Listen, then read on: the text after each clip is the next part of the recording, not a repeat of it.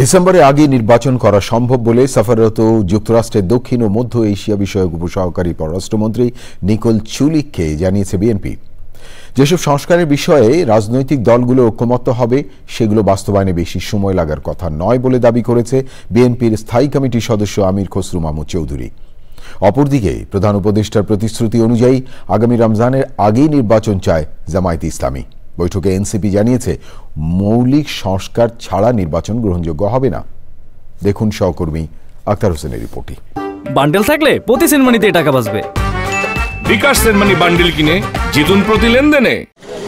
3 দিনের সফরে ঢাকায় যুক্তরাষ্ট্রের দক্ষিণ ও মধ্য এশিয়া বিষয়ক উপসহকারী পররাষ্ট্রমন্ত্রী নিকোল চুলিক সফরের প্রথম দিনেই প্রধান রাজনৈতিক দলগুলোর সঙ্গে বৈঠক করেন তিনি।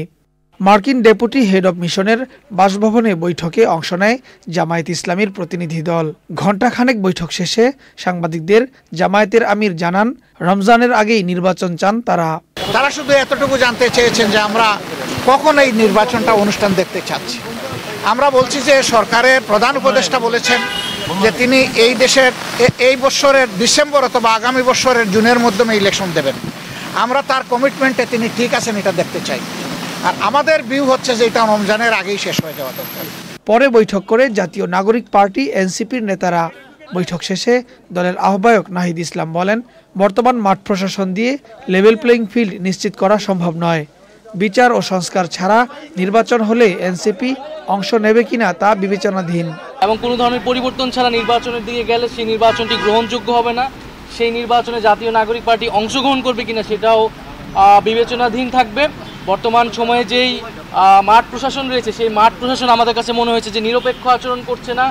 বিভিন্ন জায়গায় জাতীয় নাগরিক পার্টির নেতাকর্মীদের উপরে হামলা চলছে। আমরা বলেছি যে এই ধরনের একটি প্রশাসন যদি থাকে তাহলে এর আন্ডারে নির্বাচন করাটাও আসলে সম্ভব নয়। ফলে একটি লেভেল প্লেইং ফিল্ডের জন্য একটি নিরপেক্ষ প্রশাসন, আমলাতন্ত্র, পুলিশ আসলে আমাদেরকে নিশ্চিত করবে। বিকেলে ডেপুটি হেড অব মিশনের বাসভবনে যায় বিএনপির প্রতিনিধি দল। মহাসচিব মির্জা ফখরুল ইসলাম আলমগীরের নেতৃত্বে ঘণ্টাখানেক বৈঠক করেন তারা। সবাই একটি নির্বাচিত সরকারের জন্য অপেক্ষা করছে বলে জানায় দলটি।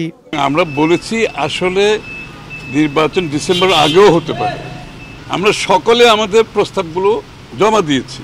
ওখানে যে বিষয়গুলোকে যে সংস্কারগুলো ঐকমত হবে সেটা তো আমরা 15-20 দিন 1 মাসের মধ্যে করে ফেলতে পারি। এরপরে যে সনদের কথা বলছে, যদি ঐকমত হয় সনদে, যেখানে সেই সনদ সিগনেচার করা, এটা সই করার কোনো সময়ের ব্যাপার না।